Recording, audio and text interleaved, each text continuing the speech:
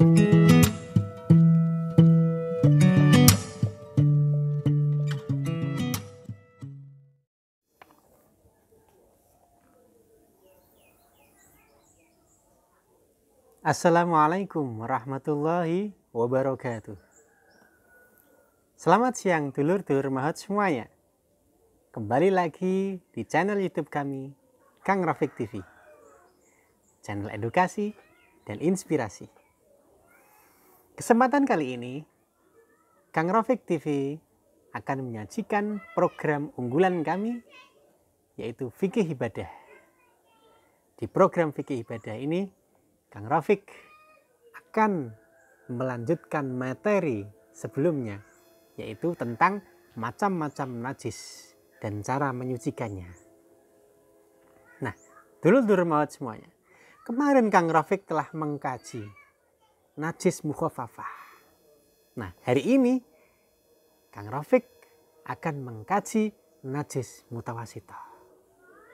Yuk, langsung saja dulur-dulur maut semuanya. Mari kita kaji sama-sama.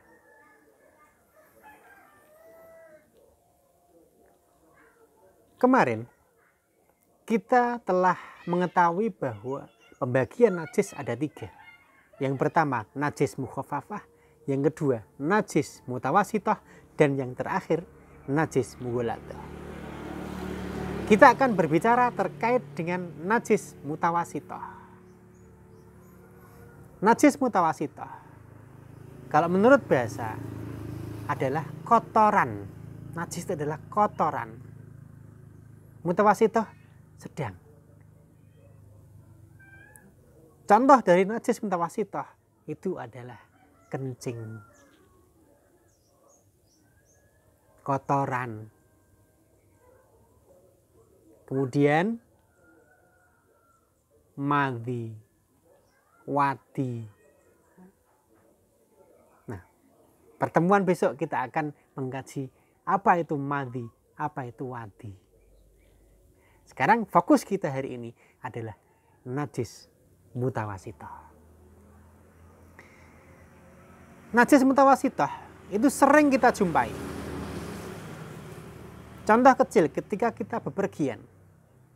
Kemudian di tengah-tengah perjalanan kita, saking jauhnya perjalanan kita, akhirnya kita ngempet pipis. Ketika kita pipis, ketika kita buang air kecil, maka kita harus mencari tempat yang di mana tempat itu bisa mensucikan najis mutawasithah berupa kencing kita itu. Contoh, di toilet. Contoh lagi, di kamar mandi. Kita harus mencari bagaimana supaya kita bisa mensucikan air kencing kita tadi. Maksudnya bukan air kencingnya disucikan, tapi setelah kita keluar kencingnya, nah, dakar kita basuh, dibersihkan, disucikan dari najis mutawasithah.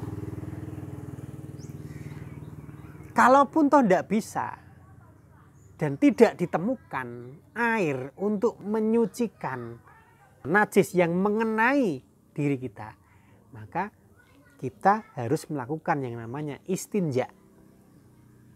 Apa itu istinja? Istinja itu ada bagian lain nanti yang berbicara terkait istinja. Nah, cara mensucikannya. Contoh kecil lagi. Kotoran burung atau kotoran cecak. Itu bagaimana mensucikannya? Cara mensucikannya itu dibuang airnya, dibuang barangnya.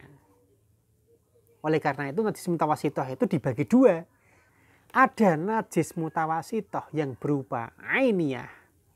Ada najis mutawasithah yang berupa hukmiyah. Apa itu najis mutawasithah ainiyah? Adalah najis mutawasithah yang masih ada barangnya. Najis mutawasithah hukmiyah apa itu? yaitu najis mutawasitoh yang sudah tidak ada barangnya tapi hukumnya masih najis. Cara mensucikannya, contohnya kotoran burung tadi. Dibersihkan kotorannya, diambil kotorannya, sehingga tidak tampak wujudnya. Itu namanya najis ainiyah. Tapi hukumnya masih ada, itu namanya najis mutawasitoh hukmiyah.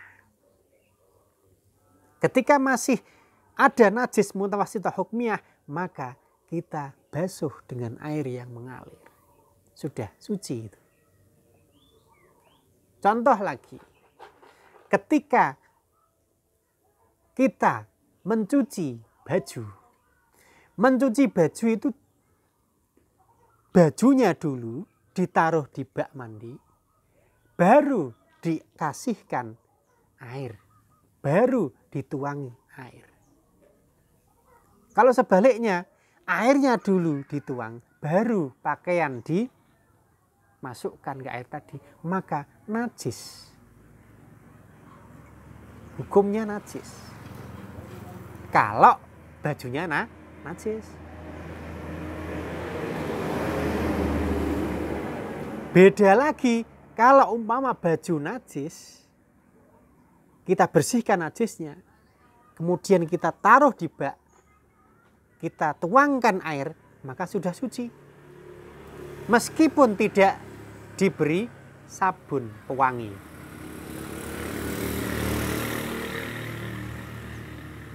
Oleh karena itu, najis mutawasitoh hukmiyah dan najis mutawasitoh ainiyah itu sama-sama harus disucikan.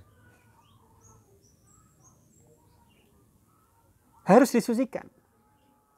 Diambil barangnya dulu. Setelah diambil barangnya, disucikan hukumnya. Sehingga ketika kita sudah mensucikan ain dan barangnya, sudah mensucikan barang dan hukumnya, maka tempat itu sudah menjadi suci dan bisa digunakan untuk beribadah. Kenapa? Karena ketika kita beribadah, kemudian tempatnya najis, maka otomatis ibadah kita tidak akan diterima oleh Allah Subhanahu wa Ta'ala. Dulur-dulur mahat semuanya. Kesimpulan yang dapat kita ambil dari materi kali ini, najis mutawasitoh itu ada dua. Ada najis mutawasitoh hukmiyah, ada najis mutawasitoh ainiyah. Najis mutawasitoh baik hukmiyah ataupun ainiyah itu harus disucikan dengan apa? Dengan satu, mengambil barangnya yang najis tadi, kemudian membasuhnya dengan air. Sehingga ketika sudah dibasuh dengan air, maka hukum dari tempat itu sudah menjadi suci dan sah untuk digunakan beribadah. Semoga ibadah kita senantiasa diterima oleh Allah. Kenapa? Karena kita senantiasa menjaga tempat-tempat suci serta menjaga pakaian kita yang kita gunakan untuk beribadah. Dulur-dulur mahat semuanya.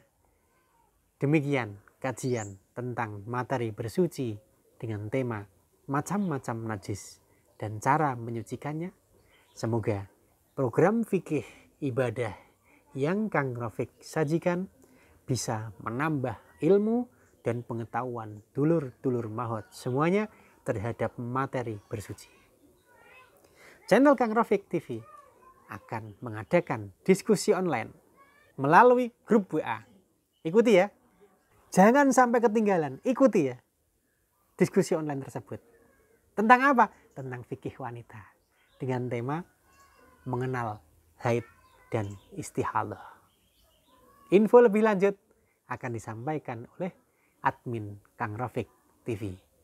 Jika dulur-dulur mahat menyukai konten-konten yang kami sajikan, dukung terus channel Kang Rafiq TV dengan memberikan like dan subscribe agar dulur-dulur Mahot tidak ketinggalan dalam konten-konten yang kami sajikan. Nantikan konten kami hanya di channel kebanggaan Kang Rafiq TV. Sajian edukasi dan inspirasi.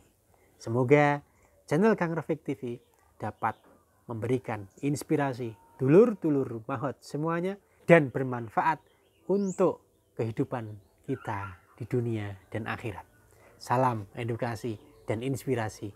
Wassalamualaikum warahmatullahi wabarakatuh.